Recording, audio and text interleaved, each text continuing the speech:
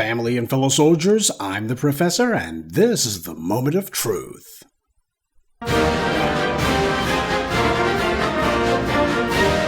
Now, normally this would be the Friday Crime Report. Then again, it actually should be because of the fact that today marks the date of the greatest crime in human history.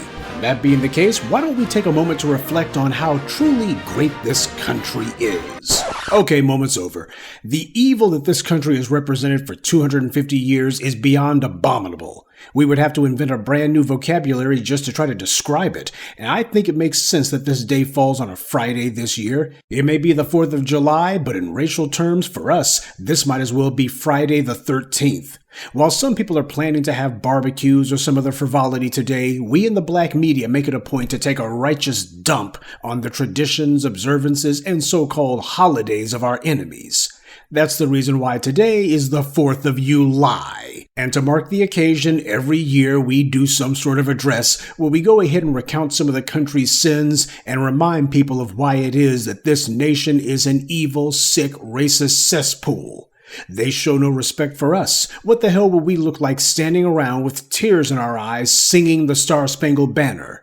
Francis Scott Key was a slave owner, and as a lawyer, he defended slave owners numerous times in court. Originally, this country didn't have a national anthem, though there were other songs, believe it or not, by individuals not as odious as Scott Key, that actually were sung from time to time. But in the years following Reconstruction, you had these white supremacists who were running around trying to sanitize the image of the Confederacy, and one of the things that they made it a point to do was to take all of these slave owners and these anti-black racists and try to give them honorable places in the public square. The 4th of July is a bit of political propaganda. It's indoctrination. And there are a lot of people who, because they allegedly get a day off work, most of them, not all, as far as they're concerned, they'll go ahead and play along with it.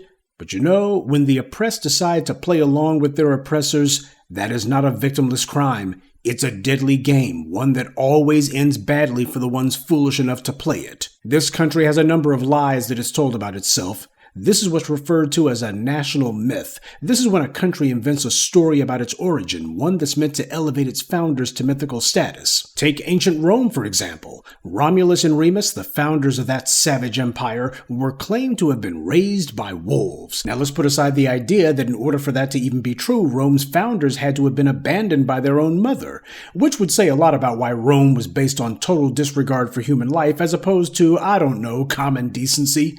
But also, are we supposed to seriously believe that 2 newborn babies would be dropped off at a wolf's den and that the female wolf wouldn't have made them into tender victuals and would be generous enough to raise them as her own, which of course means that they would be completely capable of entering human society, right?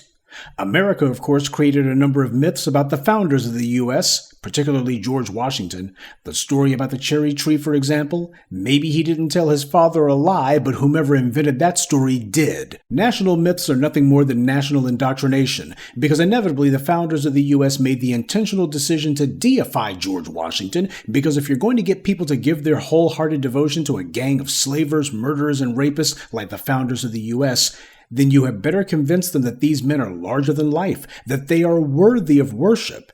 So you bring in skilled painters and sculptors and artisans who use religious iconography and imagery like the gods of ancient Greece and Rome, or the ceiling of the Sistine Chapel as the basis for a cut-and-paste job where they put George Washington's head on these images, and the people will begin to look at reprobates as being men of vision and consequence, when in reality they were nothing more than a gang of thugs arguing with another gang of thugs about which one of them would be holding the whip over us.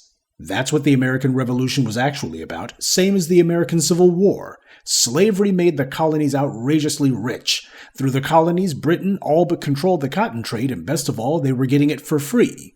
Well, for them it was free, but for black people it cost us everything. There's no way to put a price tag on our ancestors' suffering, but that's not to say that we can't make the best attempt possible by forcing them to cough up as much as possible. This country was built on lies, but by far the biggest lie this country has invented is the lie of American progress. The perverted idea that the history of this country has been one long, uninterrupted march of advancement toward finally becoming a civilized nation. Sure, the country has some bad habits, but that doesn't matter because this country signed some pieces of paper in the 19th and 20th centuries. Not perfect, but practical. That's a lie that they've repeated for hundreds of years. Sure, things aren't perfect, but they're certainly better than they were in the 1980s when Reagan was president, and in the 80s they said things were better than they were in the 60s. In the 60s they said it was better than it was in the 30s. In the 30s they said it was better than it was at the turn of the century when you had white mobs committing genocide against black townships. And at the turn of the century they said things were better than they were during slavery, and during slavery they told us we had it better than we did when we were in Africa. So no matter what, no matter how ridiculous or blatantly false, they're always going to tell us that things are better now than they were before. But there's no era of American history you can point to where we have not been a people under siege, and yet you have a number of black people who want to indulge that kind of self-deception. Whatever era or time frame you want to point to as being the good old days or when America was finally living up to its false promises, it's usually the 1990s that people like to reference as their go-to lie, when in reality there was so much anti-black racism and hostility against us. And yet, due to movies and television and white media propaganda showing a select handful of black faces in high places, usually sports figures, musicians, and a few negroes who were in Bill Clinton's White House, they actually got black people to overlook the fact that there were race riots in the 1990s, like the LA riots and the St. Petersburg, Florida riots, the Million Man March, the O.J. Simpson trial. The 1990s was as bad as anything we endured since the 60s. But due to the white media's nonstop propaganda, black people convinced themselves that the 90s were some sort of good period of time. That it was actually an era when there was something resembling a colorblind society. It was certainly advancing towards something better, right? When in reality, it was as bad as anything we had ever seen. And that's what happens when you have enough propaganda flooding people's minds. You can convince them of complete and thorough lies. And this lie about the inevitability of American progress is one of the main ways white power gets otherwise radical people to sit on their hands and do nothing. After all, if America is getting better all the time, who needs to have a revolution? Who needs to fight for anything? Why, it's inevitable that sooner or later things are finally going to get toward that more perfect union. People have been singing that song for 200 years now, and we're no closer to it than we ever were. We have the dominant society trying to paint their own reality and feed themselves a nonstop diet of BS and feel-good talking points and asinine little memes, all in an effort to keep the real world out. What white supremacy fears is the same thing it's always feared, the very thing white supremacy was created to stop: the truth. Truth is important and precious because it represents reality. That's why the truth matters, because it's real. Now, people have made an entire culture out of lying to themselves. White power creates bubbles for them to take refuge in, residential bubbles called suburbs, political bubbles called political parties, which are represented by hand-picked puppets, usually controlled by plutocrat donors. The only difference between them is rhetorical, and of course, they've been presented with a psychological bubble created by television and print publications, and they fill those bubbles with all kinds of white media fantasies. White society has been psychologically masturbating itself to death to the point that they can't even stop themselves from shooting up their own schools, movie theaters, grocery stores, and even churches. Their children are being buried by the dozens live on air, and that hasn't caused any sort of change. Oppression arises from brutality. That's what it takes to establish oppression. But in order to maintain and perpetuate it, you require the oppressed to be made confused. Instill apathy in them, to resign themselves to their fate. That's a key part of the process, but equally important is to make them think that they can change their circumstances, but only by working within the confines that white power tells them are available.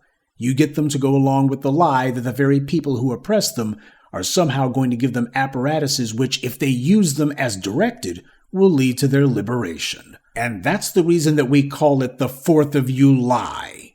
Look, if you want to take advantage of a day off work, that's your business.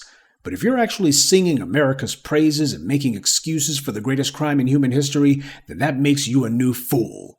This country was built on our backs, its wealth stolen from us and given to people who did nothing to earn it. They know what they've done, and they live in mortal fear of the day when the books are finally balanced.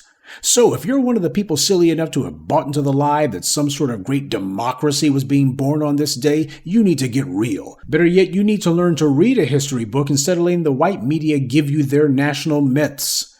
You're waxing poetic about a democracy that no black person in this country has ever enjoyed, singing along with so-called patriotic songs, talking about a land of opportunity that was only made possible by our labor and opportunities that we have been systematically denied. And you got trash like moron DeSantis saying that the purpose of history is to teach people to love America? No. The point of history is to teach people to understand how we got to this point. That's how it is with every field of study. Education is not about teaching you to love a particular subject. It's about teaching you to understand it. I understand this racist cesspool, which is why I don't love it and neither should you. I mean, seriously, what the hell would any sane black person look like loving this country? Love is like respect. It has to be earned. But then again, white supremacy is all about the dominant society getting things that they did nothing to earn. The story of this putrid country is not one of progress. It's a story of thieves and opportunists who were scared of work, who lacked all decency and morality, and were trying to get something for nothing by creating an anti-black paradigm. And they've spent the last 150 years using every scheme, scam, and ploy they can think of to maintain this paradigm just a little bit longer. But no matter what, we're going to make sure that we write the ending to this country's putrid story, and that ending won't be yet another phony myth. Until then, if you're planning to be cooking out today, I hope your barbecue and this country burn to a cinder. Good day, and be one. I'd like to take a moment to mention some real Americans. Brian Walton, Wally Bilal, Kwanzaa JV, Bobby Ross, and Onan X. Salute to them and thank you to everyone for listening, liking, and sharing this message. Black empowerment only exists because of you.